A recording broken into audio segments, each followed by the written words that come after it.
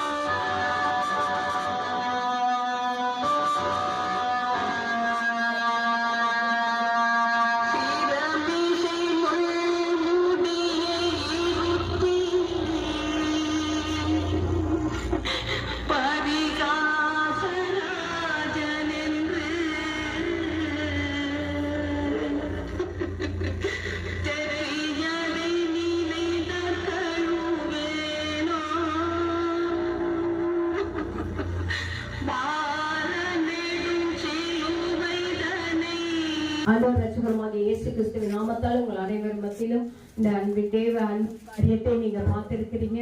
இந்த நாட்களில கல்வாரி காட்சியை கண்டு கர்த்தர் தாம் உங்களோட இருதயத்தில ஆண்டவர் பேசுவார்.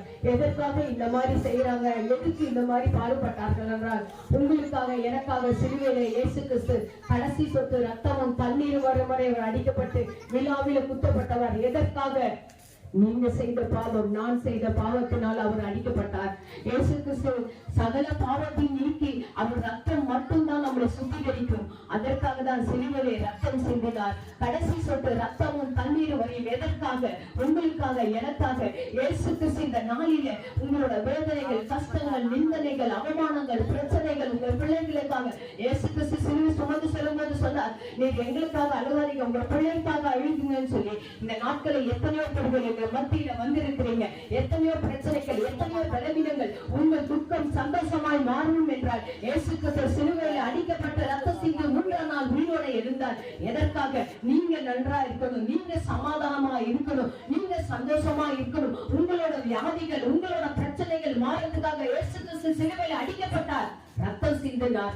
நம்ம பட்ட வேண்டாத சிந்தனைகளை தலையில முன்கிரீடி வைத்தார். வேண்டாத இந்த கைகளை செய்த பாவத்தினாலே கைகளை அடிக்கப்பட்டார். வேண்டாத இந்த கால்கள் போடாது இருந்தால் அந்த கால்களை அடிக்கப்பட்டார். வினாடியில் குத்தப்பட்டார். இத்தனை காயங்கள் எதற்காக? உங்களுக்காக, எனக்காக. ஏனென்றால் நீங்கள் சந்தோஷமா இருக்கணும், நீங்கள் சமாதானமா இருக்கணும்ன்றதாக இயேசு கிறிஸ்து இந்த காட்சியை நாங்கள் எதுக்காக இப்படி கொண்டு வந்திருக்கோம் என்றால், இன்னைக்கு எத்தனையோ ஜனங்கள் உள்ளார அந்த ஒரு வேதனையோடு நிந்தனையோடு எனக்கு இது தீராதா, இந்த பிரச்சனை விடுதலை இல்லையா, இயேசு என்னை பாப்பாரா, இயேசு என்னை சுகமாக்குவாரா, இயேசு என்னை விடுவிப்பாரா என்று இந்த மத்தியில் இருக்கிறார். இன்றைக்கு இயேசு நம்ம மத்தியில உங்களுக்காக ரத்த சிந்து மூன்றாம் நோய்த்தவர். நிச்சயம் கர்த்தர் உங்களுக்கு அற்புதங்களை செய்கிறவராய் இருக்கிறார், அதிசயங்களை செய்கிறவராய் இருக்கிறார், சமாதானத்தை கொடுக்கிறவராய் இருக்கிறார். இந்த வேளையில நாங்கள் கொஞ்ச நேரம் கழித்து நாங்கள் ஜெபிப்போம். ஆனா ஜெபிக்கும் போது உங்களுக்காக எங்கள் மத்தியில வருவாங்க எல்லா உங்களுக்காக நாங்கள் ஜெபிக்க போகிறோம். இந்த நாட்களில உங்களுக்கு என்ன தேவைகளும்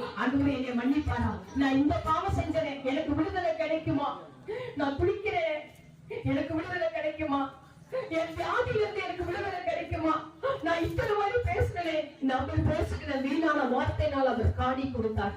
எவ்வளவு நேரம் 6 மணி நேரம் நான் தண்ணி குடிக்காம இருந்தார். எதற்காக? நீங்க நல்லா இருக்கணும், நீங்க சந்தோஷமா இருக்கணும்ன்றதுக்காக. எத்தனை காயங்கள் அடிக்கப்பட்டார், எத்தனை ரத்த சுமந்தார். இந்த சுமை, என் கவலை, என் பாரங்கள் யாருக்கு தெரியும்? வருத்தப்பட்டு பாரம் சுமக்கிறவர்கள் நீங்கள் எல்லாரும் என்னிடத்தில் வாருங்கள், நான் உங்களுக்கு இளைப்பாறுதல் தருகிறேன் என்று சொன்னார். வருத்தப்பட்டு பாரம் சுமக்கிறது எதென்றால் சிலுவை சுமந்து வந்தாரே, அந்த சுமை எதற்காக? உங்களுக்காக, எனக்காக அவர் சிலுவை சுமந்தார். இயேசு மெய்யாகவே விடுவிக்கிறவராயிருக்கிறார். இந்த நேரத்தில கர்த்தர் உங்களுக்கு அற்புதத்தை செய்வார். நீங்க என்ன வேண்டுகிறீர்களோ அதே போல கர்த்தர் அற்புதத்தை செய்வார். இந்த பகுதியில் இருக்கிற எல்லாரையும் கர்த்தர் ஆசீர்வதிக்கிறார். இந்த உங்களை நேசிக்கிறார், உங்களை அன்பாய் வைத்திருக்கிறார், உங்களை ரொம்ப ஆசீர்வதிக்கிறார். உங்க மேல அவர் வாழ்ந்து இருக்கிறதுனால இந்த மாதிரி காரியங்களை கர்த்தர் அற்புதங்களை செய்தார் அல்லவா?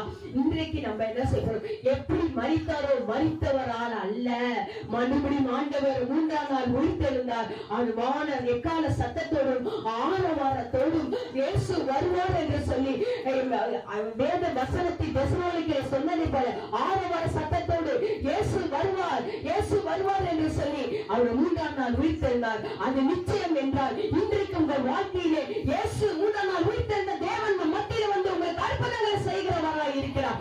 ஆண்டவர் உங்களை நேசிக்கிறவராய் இருக்கிறார். மறுத்து போகவில்லை. இயேசு உயிரோட இருக்கிறார். இயேசு உங்களை நேசிக்கிறார். இயேசு உங்களுக்கு அதிசயம் செய்கிறவர்.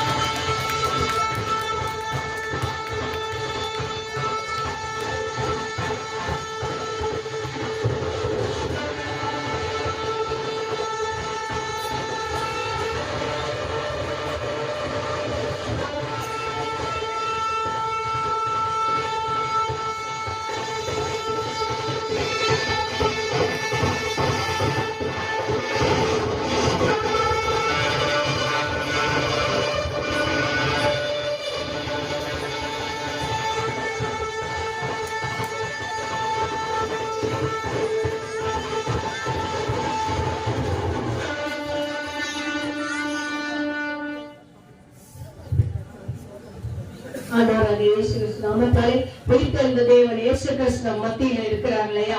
அது போலதான் இந்த நாடகத்துல நாங்கள் அழைத்திருக்கிறோம். இந்த நாளிலே எங்கள் மத்தியில் எல்லாரும் நாங்கள் சேர்ந்து உங்களுக்காக ஜெபிக்க போகிறோம். கர்த்தர் தாமே உங்களை ஆசீர்வதிப்பாராக. இந்த நாளிலே நாங்கள் ஜெபிக்கிறோம். எங்கள் மத்தியில எங்க சகோதரர்கள், எங்க சகோதரிகள் வந்து டிராக்ஸ் கொடுப்பாங்க. உங்க ஜெப விண்ணப்பம் எதுவோ அதுல உங்களுக்கு தெளிவாக ஜெபிக்கப்படும். உங்களுக்கு தெளிவாக கேட்குமா? 4வது பரமேஸ்வரத்திலே பவர் கிறிஸ்டியன் அசெம்பிளி சர்ச் நடக்கிறது, வாரம் நடிக்கிறது. உங்களுக்காக நாங்க ஜெபிப்போம். மத்தியில் இருக்க எல்லாரும் நாங்க சேர்ந்து ஜெபிக்க போகிறோம். ஏசப்பா, இந்த நாளில அருமையான ஜனங்களுக்கு ஜெபிக்கிறோம். இப்ப எத்தனையோ பேர்கள் கர்த்தாவே எங்கள் மத்தியில ஆண்டவரே இயேசு கிறிஸ்து கல்வாரி அன்பை உணர்ந்து ஆண்டவரே நாங்கள் ஜெபிக்கிறோம். இவர்களுக்காக ஜெபிக்கிறோம். கர்த்தர் அற்புதத்தை செய்வீராக. இந்த பகுதியில ஒரு அற்புதத்தையும் அதிசயத்தையும் ஆச்சரியத்தையும் தருவீராக. ஏசப்பா மெய்யாகவே விடுதலை கொடுக்கிறவர், சமாதானம் கொடுக்கிறார், ஆசீர்வதிக்கிறார். அவங்களுடைய பிரச்சனைகள் மாறட்டும். இன்றைக்கு ஒரு முடிவு உண்டாகட்டும் ஆண்டவரே. இங்க இருக்கிற ஜனங்கள்